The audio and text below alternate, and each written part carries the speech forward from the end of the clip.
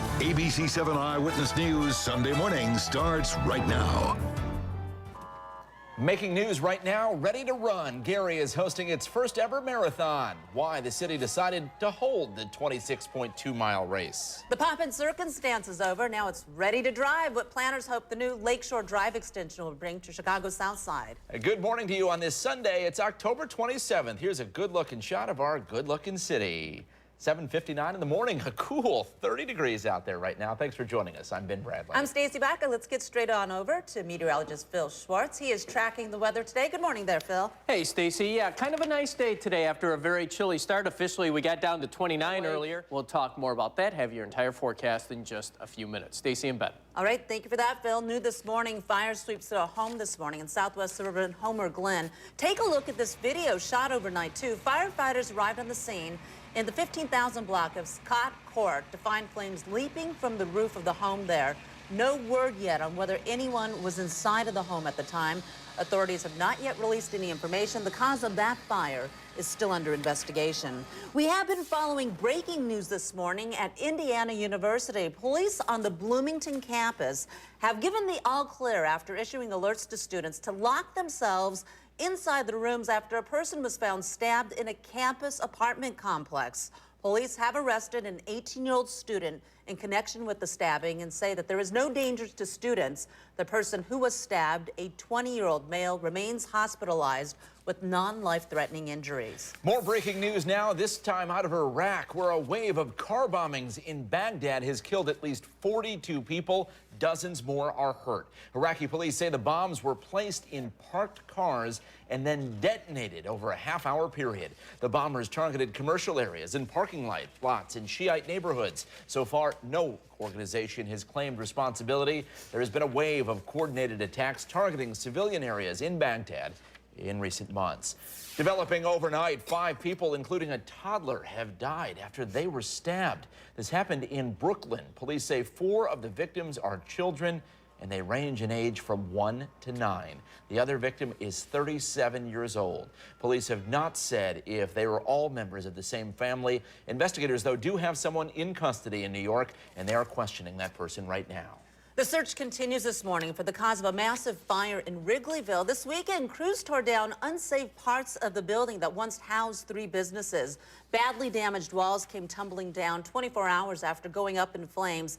3 businesses are a total loss: Thai Classic, Roadhouse 66, and Sama Hookah Lounge, where investigators confirm is where that fire started. The Jimmy John sandwich business.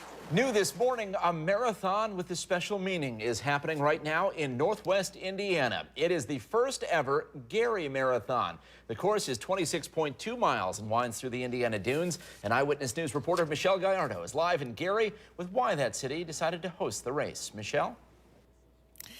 Good morning, Ben. Well, you know, the race itself started about 7:45 with the full marathon and the half marathon runners going first, followed by the 5K runners. Still ahead, bad news for beer lovers. Which brand may be in short supply because of this fire? It's the call everyone is talking about, why this one ended up being the game winner for the latest round of the World Series. And later on, the grieving process can be very hard on kids. How you can help an organization that makes it easier for children to cope with loss. Now, from Chicago, you're watching Ben Bradley, Stacy Baca, and weather with meteorologist Phil Schwartz. ABC 7 Eyewitness News Sunday Morning continues. New this morning, it is a sad sight for beer lovers everywhere. The Yuengling Brewing Company caught fire in Tampa overnight. The flames shot through the roof. That allowed the winning run by Cards catcher Yadier Molina to stand. The final score, 5-4. Cardinals. Game 4 is tonight. Still ahead, art and wine are part of a recipe for a good time. How an event filled with both will help kids who are dealing with grief. Phil's going to take a look at your forecast for today and the all-important Halloween forecast. There is rain in the forecast, but when is it going to hit? That is the critical question for all the kids out there. We'll be right back after a short break. The winds were certainly whipping around yesterday, but nothing like that today? No, the winds will be much lighter. So even though the air temperature will be almost identical, it's going to feel warmer. Right. And overall, a real nice day. We got down to 29 degrees officially for a low this morning. Coldest it's been so far this season, at least tied for the coldest. But with sunshine, we'll make it back into the mid-50s, and it will be another quiet day, but that is about to change.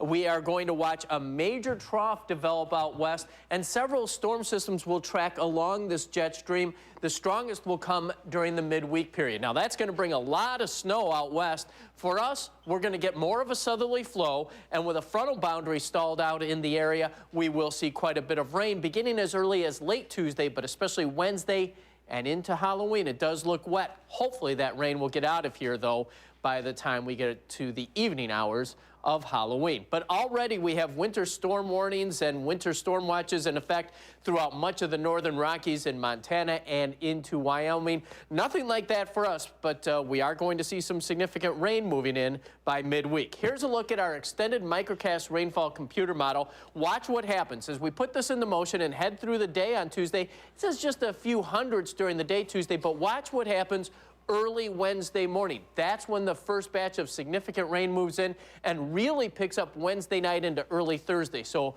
as we get close to the rush hour Thursday morning, many places will see an inch to an inch and a half of rain. But again, that's not until Tuesday night and into the day on Wednesday. Today's high of 56 degrees, that's 2 degrees below normal. There's the low temperature, 29 degrees. That's just 5 degrees away from the record low of 24. However, I don't think we're going to get quite that cold again for at least the next week. Right now, we're back up to 32 degrees. AccuWeather Real Feel 31. West-southwest winds now at 3 miles per hour. Bartlett, good morning. You still have a temperature of only 28. 26 right now in Joliet. 29 this morning in Mokina, and 39 degrees here downtown.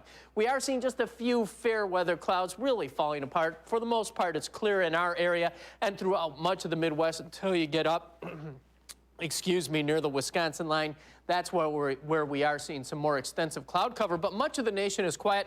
One disturbance here, this is the one that brought some hail and some heavy rains to parts of North Texas and Oklahoma.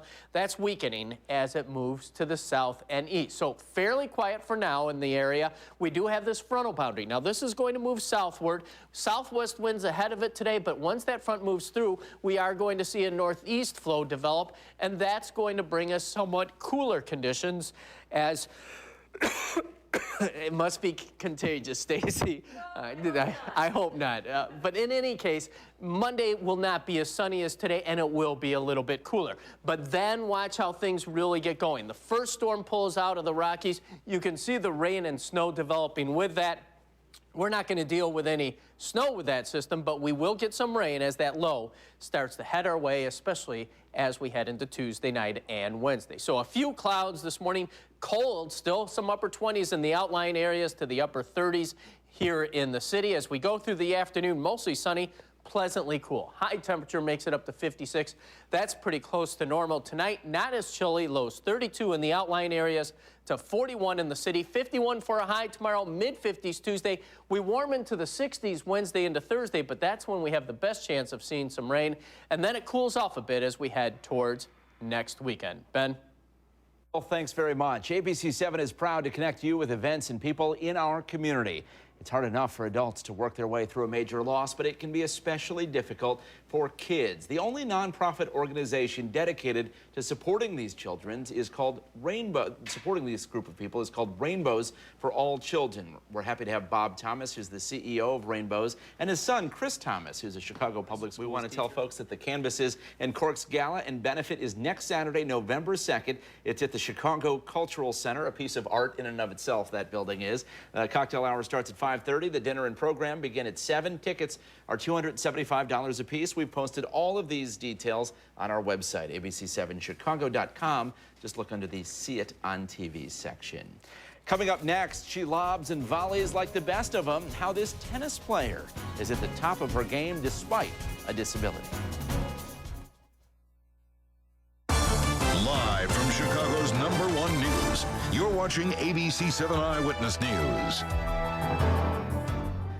At 8:31, we continue with a live look across Millennium Park this morning. It's chilly out there, but at least it's sunny. Thanks for checking in with us. I'm Ben Bradley. I'm Stacy Baca. Blue sky out there. Let's go ahead and check in with Phil Schwartz. Phil, good morning. Good morning, Stacy. Good morning, Ben. Yeah, we got down to 29 at O'Hare. Many places in the low to mid-20s earlier.